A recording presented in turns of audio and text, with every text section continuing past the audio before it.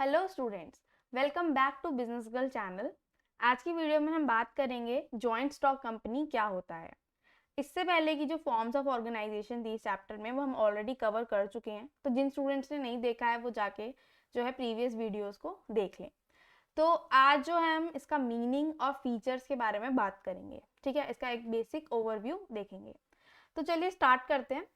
तो इसके डेफिनेशन पे आने से पहले हम जो है एक एग्जांपल लेते हैं। जैसे कि हम जो है डे टू डे में बहुत सारी कंपनीज से जो है नाम सुनते रहते हैं, राइट। जैसे कि Parle, Nestle, HCL, Google, right. तो ये सारी क्या है, बड़ी बड़ी कंपनीज हैं जो कि हम डे टू डे में इनके नाम सुनते रहते हैं या इनके प्रोडक्ट्स खरीदते हैं। ठीक है, तो एक्चुअल में कंपनी होती क्या है, तो अब इसकी डेफिनेशन अगर हम इसकी समझना चाहें तो कंपनी क्या है, इसमें कुछ लोग हैं, ठीक है, जो कि क्या है, एसोसिएटेड हुए हैं क्या करने के लिए, कुछ ना कुछ वो बिजनेस एक्टिविटी कर रहे हैं, राइट।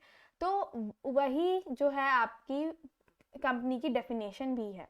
ठीक है, तो जैसे कि अगर हम गूगल की बात करें तो गूगल में क्या है, कुछ पर्सन्स हैं जो कि क्या कर रहे हैं, काम कर रहे हैं। क्या काम कर रहे हैं, कुछ बिजनेस एक्टिविटीज कर रहे हैं, मतलब कि कुछ सॉफ्टवेयर्स बना रहे हैं, IT रिलेटेड काम कर रहे हैं, ताकि लोगों को जो वो अपनी प्रोडक्ट और सर्विसेज जो है दे सके और उसके बदले में उनको क्या मिलता है, उसके बदले में वो पैसे कमाते हैं, राइट। तो यही है, कंपनी में लोग यही कर रहे हैं, राइट। लेकिन कंपनी में और बाकी की जो अदर फॉर्म ऑफ ऑर्गेनाइजेशन हैं उसमें क्या अंतर है, वो हम आगे जो है जैसे जैसे बढ़ेंगे वो हम समझेंगे। लेकिन अभी हम कंपनी क्या होती है पहले उसकी डेफिनेशन समझते हैं। ठीक है, तो कंपनी क्या हुआ, एक एसोसिएशन हुआ पर्सन्स की जो कि क्या कर रही है, बिजनेस एक्टिविटीज कर रही है। ठीक है, और इसका जो लीगल स्टेटस होता है वो क्या होता है, इंडिपेंडेंट होता है ऑफ इट्स मेंबर। मतलब कि कंपनी जो होती है उसकी खुद की आइडेंटिटी होती है। इसको हम आर्टिफिशियल पर्सन भी बोलते हैं। ठीक है, कंपनी को हम एक आर्टिफिशियल पर्सन भी बोलते हैं जिसकी खुद की अपनी आइडेंटिटी होती है। जैसे कि गूगल है तो गूगल की अपनी खुद की आइडेंटिटी है। ठीक है, अभी उसका CEO बदलता रहेगा, उसका जो जो भी मेंबर्स हैं, जो भी एम्प्लॉयज हैं, वो बदलते रहेंगे, पर गूगल जो है वो एक आर्टिफिशियल पर्सन है। अगर कुछ भी काम होगा तो गूगल के नाम पे होगा। ठीक है, कुछ भी अगर एसेट परचेज हो रही है तो वो किसके नाम पे होगी, वो किसी पर्सन के नाम पे नहीं होगी, वो गूगल कंपनी के नाम पे होगी। ठीक है, हाँ, उसको जो है अथोराइज करने वाला कोई पर्सन हो सकता है, लेकिन कंपनी की आइडेंटिटी से वो अलग है, आइडेंटिटी उसकी। ठीक है, तो आई होप कि ये चीज़ क्लियर हो गई होगी।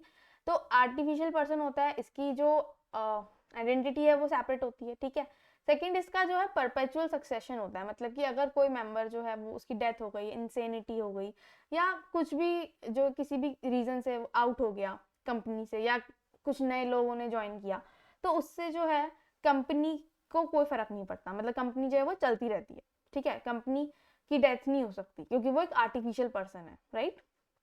एंड इसके पास एक कॉमन सील होती है। कॉमन सील मतलब उसका स्टैम्प, क्योंकि अभी आर्टिफिशियल पर्सन है तो वो खुद तो साइन नहीं कर सकता। ठीक है, तो अभी क्या होगा, कंपनी के नाम की एक स्टैम्प होती है जो कि ये मेक श्योर करती है, मतलब वो ये बताती है कि अभी ये जो भी एग्रीमेंट हुआ है वो कंपनी ने जो है साइन किया उस पर। ठीक है, तो ये होता है आपका, ये होती है आपकी कंपनी, राइट।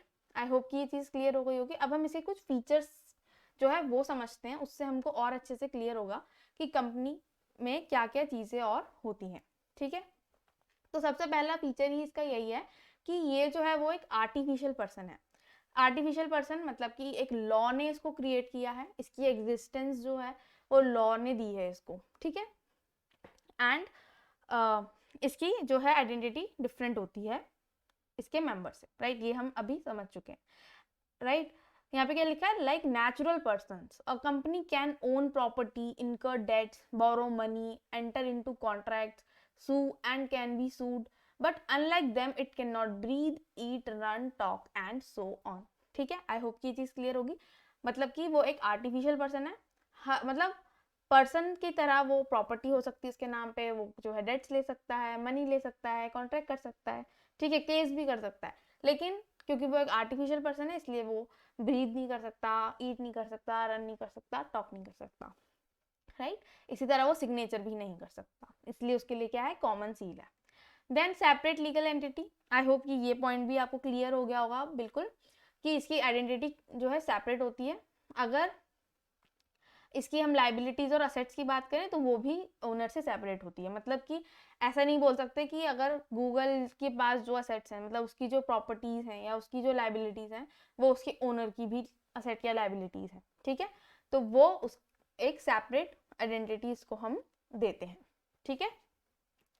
फिर फॉर्मेशन, अभी अगर हमें फॉर्म करनी है कंपनी तो उसको हम कैसे करेंगे। तो देखो, फॉर्मेशन जो होती है कंपनी का वो थोड़ा टाइम कंज्यूमिंग होता है, एक्सपेंसिव होता है और एक कॉम्प्लिकेटेड प्रोसेस होता है, ठीक है। आपको बहुत सारी डॉक्यूमेंटेशन करनी पड़ती हैं, कंप्लायंसेस करने पड़ते हैं, राइट, और बहुत सारी लीगल रिक्वायरमेंट्स को फुलफिल करना पड़ता है कंपनी को शुरू करने से पहले। और इसका फॉर्मेशन कैसे होता है, इसके स्टेप्स जो हैं शायद आपका चैप्टर नंबर 7 या 8 में है, उसमें बहुत ही डिटेल्ड उसमें हम डिस्कस करेंगे कैसे फॉर्म होती है कंपनी, राइट। तो उसको हम उस टाइम पे डिस्कस कर लेंगे, तब आपको समझ में आएगा कि वो कितना कॉम्प्लिकेटेड प्रोसेस है, ठीक है।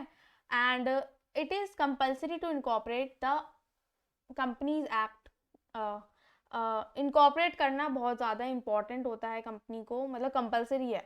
आप कंपनी जो है ऐसे ही नहीं बना सकते हो कि हाँ भाई 4 लोग आ गए और हम शुरू कर दिया अपना काम, नहीं, आपको इसको इनकॉर्पोरेट करना ही पड़ेगा under the companies act 2013, okay.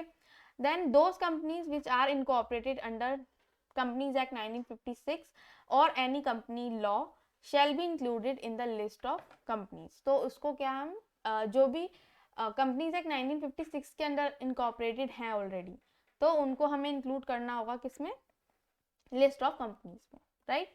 Then perpetual succession की मतलब कि कोई भी जो है आपकी कंपनी में आ सकता है, कोई भी जो है उसमें से एग्जिट कर सकता है, पर कंपनी जो है वो कंटिन्यू रहेगी, ठीक है, कंटिन्यूज टू एग्जिस्ट, ठीक है।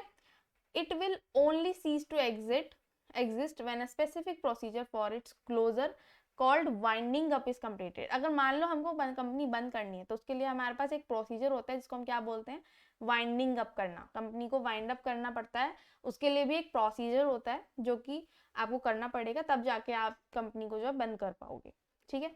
देन अगर हम कंट्रोल की बात करें कि भाई कंट्रोल कौन करेगा कंपनी को, अभी तो कंट्रोल जो है कोई एक पर्सन नहीं करता, ठीक है, क्योंकि कंपनी बहुत बड़ी होती है। तो उसके लिए हम क्या करते हैं, हमारे पास एक बोर्ड ऑफ डायरेक्टर्स होते हैं जो कि कंपनी को मैनेज करते हैं, उनके पास कंट्रोल होते हैं, तो बीओडी इसको हम बोलते हैं। तो बीओडी जो होता है वो टॉप मैनेजमेंट को अपॉइंट करता है, जैसे कि गूगल का जो सीईओ है अभी एग्जिस्टिंग में सुंदर पिचाई है, ठीक है। तो वो क्या है, किसने इसको अपॉइंट किया, बोर्ड ऑफ डायरेक्टर्स ने उसको अपॉइंट किया, राइट, टॉप मैनेजमेंट को बनाया। तो बोर्ड ऑफ डायरेक्टर्स होते हैं जो कि कंपनी का कंट्रोल लेते हैं, ठीक है, और उनके पास जो है कंट्रोल होता है, साथ ही साथ अकाउंटेबिलिटी भी होती है कि कंपनी जो है सक्सीड करनी चाहिए, ठीक है। So director holds a position of immense significance as they are directly accountable to shareholder for the working of company, ठीक है, ये अकाउंटेबल होते हैं कि भाई कंपनी जो है वो काम करनी ही चाहिए। The shareholders however do not have the right to be involved in day to day running of the business। अभी शेयर होल्डर्स कौन होते हैं, जिन जो शेयर्स खरीद लेते हैं, ठीक है, शेयर जो खरीदते हैं कंपनी के शेयर्स होते हैं, राइट। तो शेयर होल्डर्स जो होते हैं उनको उनके पास राइट नहीं होता कि वो डे टू डे चीज़ों में बिजनेस की उसमें पार्टिसिपेट करें या इन्वॉल्व हो, लेकिन जो टॉप मैनेजमेंट होता है या बोर्ड ऑफ डायरेक्टर्स हैं उनको जो है मेक श्योर करना होता है कि कंपनी जो है प्रॉफिट अर्न करे, ठीक है। लाइबिलिटी की अगर हम बात करें तो लाइबिलिटी जो होती है मेंबर्स की वो लिमिटेड होती है, उनकी कैपिटल।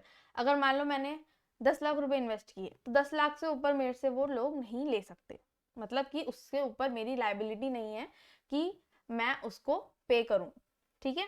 तो यहाँ पे मेरी लाइबिलिटी कैसी हो जाती है, लिमिटेड हो जाती है।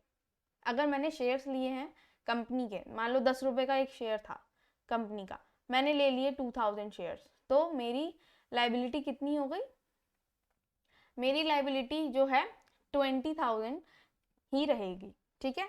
तो इससे ऊपर जो है मेरे से एक भी जो है अमाउंट रिसीव वो नहीं किया जा सकता, ठीक है। देन कॉमन सील, अभी कॉमन सील होती है, जैसा कि मैंने बताया कि कंपनी जो है वो साइन नहीं कर सकती, क्यों नहीं कर सकती, क्योंकि कंपनी तो एक आर्टिफिशियल पर्सन है, ठीक है। तो उसके लिए हमने क्या बना दिया, हमने एक सील बना दी वो सील जो होती है वो उसके ऑफिशियल सिग्नेचर की तरह काम करती है। तो हम हमेशा हमें रिक्वायर्ड होता है ना कि स्टैंप लगी होनी चाहिए। तो स्टैंप का मतलब होता है कि आपका जो डॉक्यूमेंट है वो कंपनी ने अप्रूव करा है, मतलब वो कंपनी बाइंड करती है उस चीज़ को, राइट। और उस पर अगर सील नहीं है तो इसका मतलब है कि कंपनी ने उसको बाइंड, वो डॉक्यूमेंट जो है वो वैलिड नहीं माना जाएगा, ठीक है। देन रिस्क बियरिंग, अभी रिस्क कौन बियर करेगा अगर लॉस होता है? तो रिस्क जो है सारे शेयर होल्डर जो है वो बियर करेंगे, ठीक है। अगर मान लो 10 रुपए का शेयर था और कंपनी में कुछ लॉसेस हो गए और वो 7 रुपए का हो गया, तो सारे शेयर होल्डर्स की जो भी वैल्यू होगी शेयर्स की वो सबकी डाउन हो जाएगी, ठीक है। अक्सर हमने देखा है ना कि ऐसा ही होता है।